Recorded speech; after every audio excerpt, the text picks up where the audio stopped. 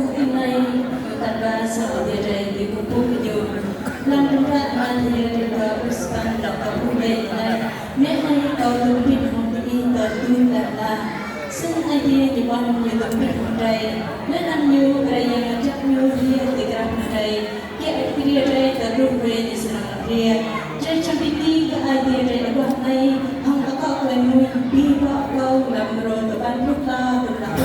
sen sang ai thì đây sẽ ai biết để bóc rong mùi tờ ban lúc ta để mùi piti ai thì đây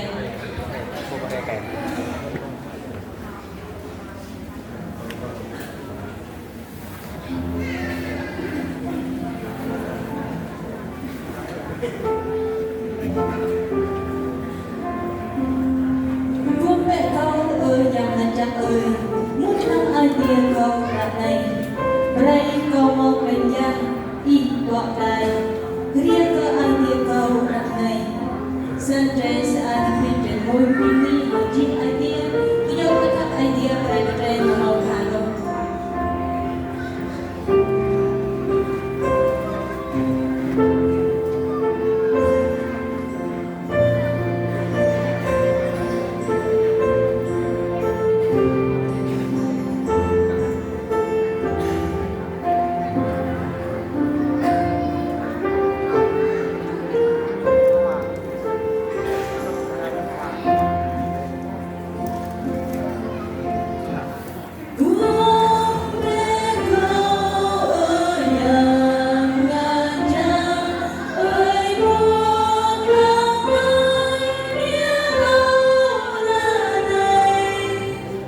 Hãy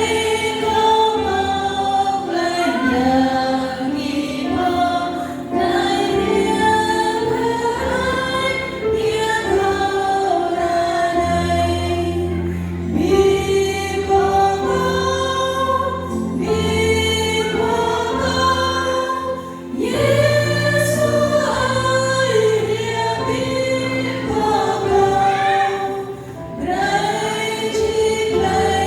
cho kênh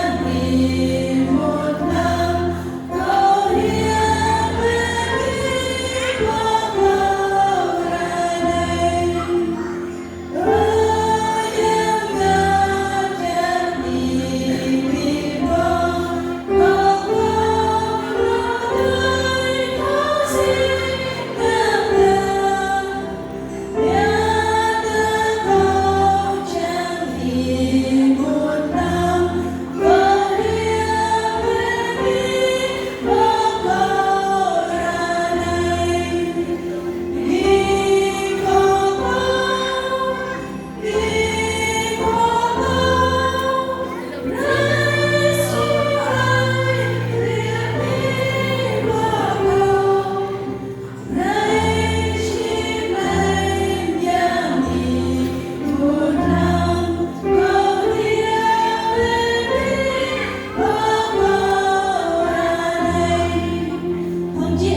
để